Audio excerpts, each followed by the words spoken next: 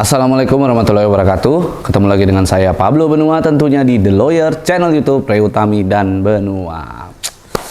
Oke gengs, jadi hari ini gua mungkin teman-teman juga sudah tahu, sudah menonton berita-berita streaming TV dan media-media mainstream manapun. Mungkin teman-teman sudah membaca dan melihat dan menonton, dan kita sudah lihat bahwa Bareskrim Mabes Polri, Ditipideksus ya, telah merilis para tersangka yang sudah ditahan di Bareskrim ya, di Bareskrim Mabes Polri sudah ditahan para tersangka robot trading. Oke, sudah dirilis dan sudah diumumkan kepada teman-teman dan dipampangkan secara nyata di depan teman-teman semuanya. Luar biasa.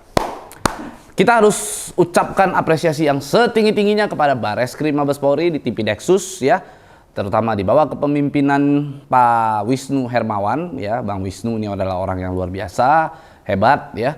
Dia bisa mengungkap sampai ke akar-akarnya ya. Sudah terlihat bahwa saat ini dari Bareskrim telah menahan 3 orang tersangka robot trading dari DNA Pro, lalu Henry Susanto, Fahrenheit juga sudah ditahan, direktur utamanya, dan sudah dipampang secara nyata di depan mata teman-teman begitu ya.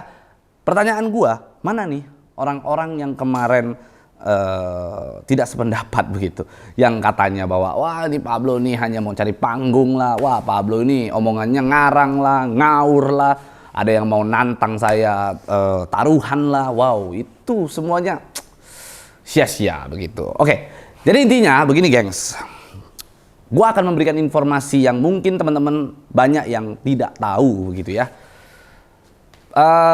Sebenarnya gua itu baru-baru ini dilaporkan oleh DNA Pro begitu ya. Gua baru-baru dilaporkan oleh DNA Pro. Yang melaporkan gua tahu siapa? Ya, Daniel Z ya. Daniel Z melaporkan gua di Polda Bali karena pencemaran nama baik katanya. Lalu gua sudah memenuhi panggilan ya. Gua dipanggil, diundang untuk mengklarifikasi, bukan dipanggil ya, tapi diundang untuk memberikan keterangan atau klarifikasi di Ditreskrim Polda Bali begitu. Gue sudah memberikan keterangan ya, sebagai warga negara yang baik gua harus datang, gua memberikan keterangan yang sebenar-benarnya dan menjadi fakta yang tidak terbantahkan begitu. Apalagi gua adalah seorang lawyer, gua sedang menjalankan profesi gua. Dia Daniel Z melaporkan gua dengan dengan pasal 310 311 gitu, yaitu pencemaran nama baik dan fitnah katanya. Oke. Jadi gini, kita lihat, kita akan ikuti semua prosesnya begitu ya. Terutama bisa kita lihat bahwa Daniel Z saat ini, sejumlah berita menyatakan bahwa Daniel Z saat ini sedang buron. Oke, kita lihat di berita bahwa Daniel Z saat ini sedang buron. Oke, lalu pertanyaan gua, bagaimana dia bisa membuat laporan itu? Oke, ini teman-teman bisa berpikir, teman-teman boleh cek nanti seperti apa. Kita akan hadapi, kita tidak akan takut. Siapapun yang ada di belakang daripada Daniel Z, kita akan hadapi juga ya. Kita akan hadapi, kita tidak takut karena kita ada di posisi yang benar. Faktanya begitu banyak korban yang timbul akibat dari ulah ya, robot trading DNA Pro ya. Menurut keterangan bahwa Daniel Z memberikan informasi di Polda Bali itu sendiri, dia mengatakan bahwa dia bukanlah pemilik katanya.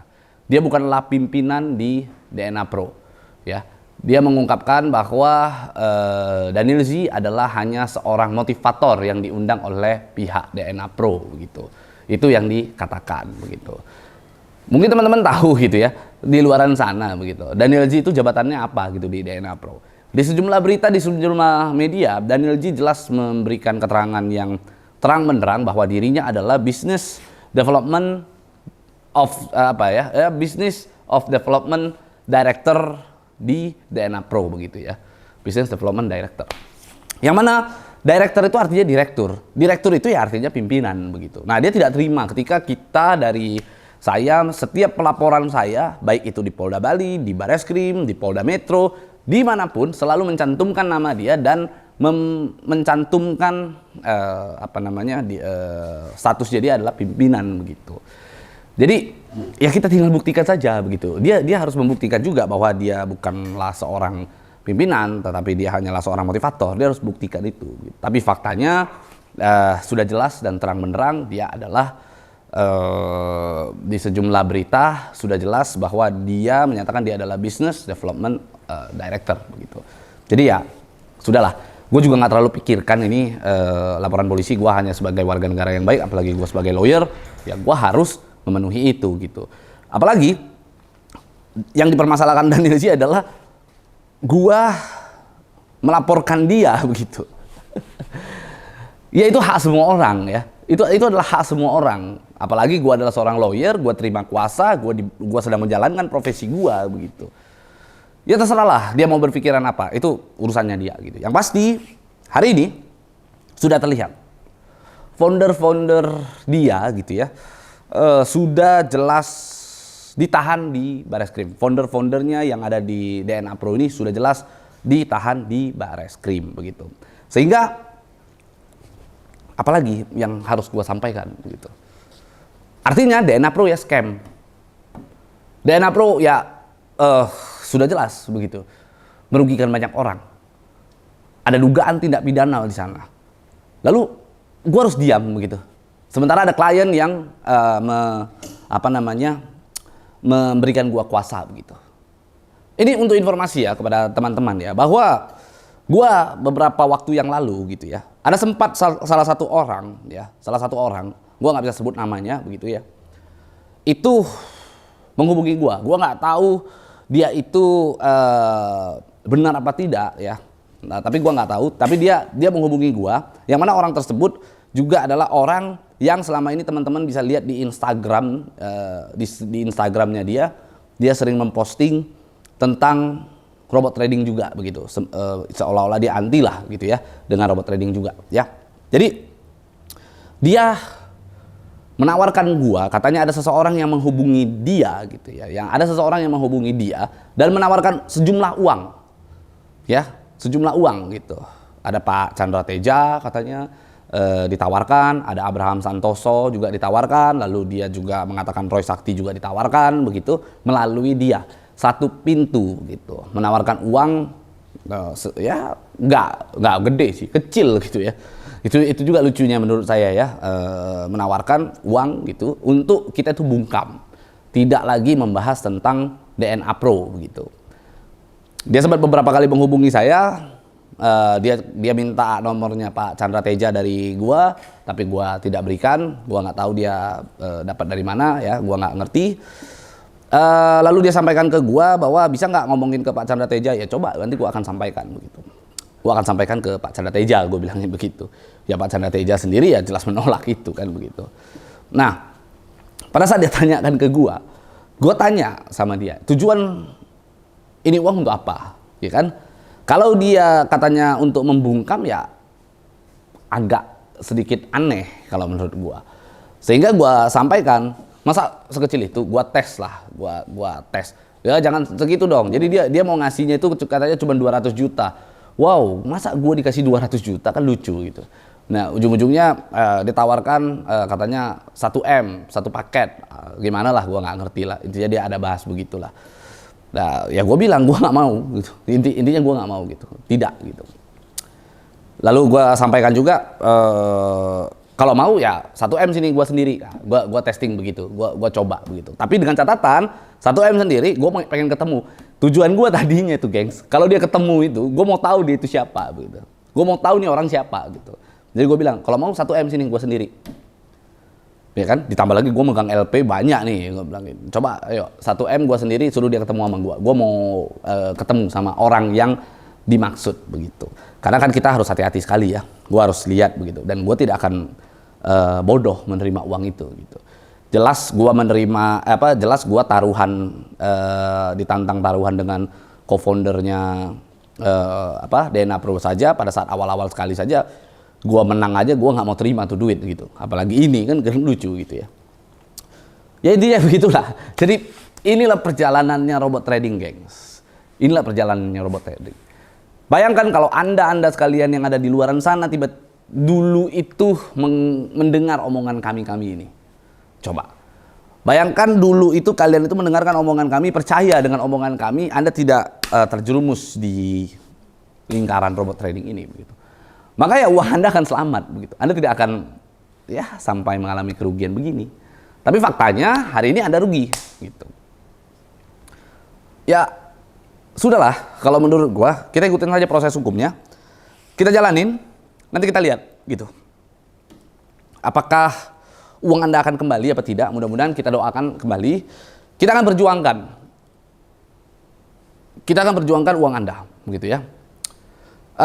Orang-orang yang telah memberikan saya kuasa, saya akan perjuangkan uang-uangnya menempuh jalur pidana seperti yang mungkin teman-teman tahu bahwa gue sudah melakukan laporan polisi jauh-jauh hari ya.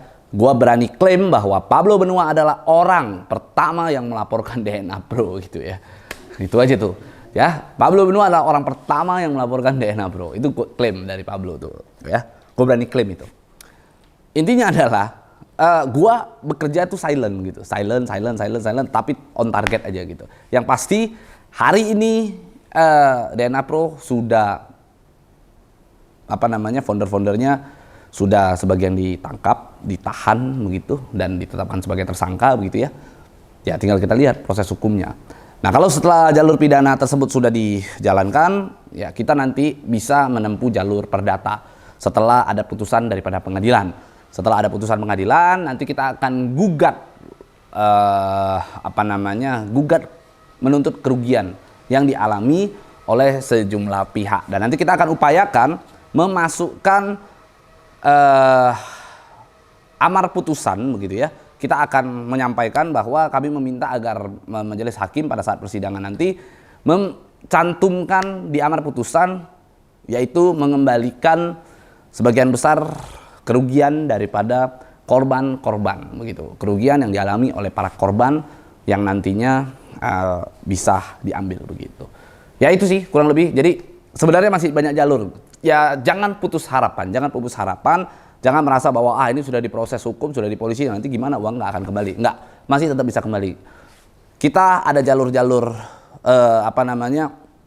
jalur hukum lain yang memang bisa kita tempuh, yaitu kita bisa gugat di pengadilan begitu.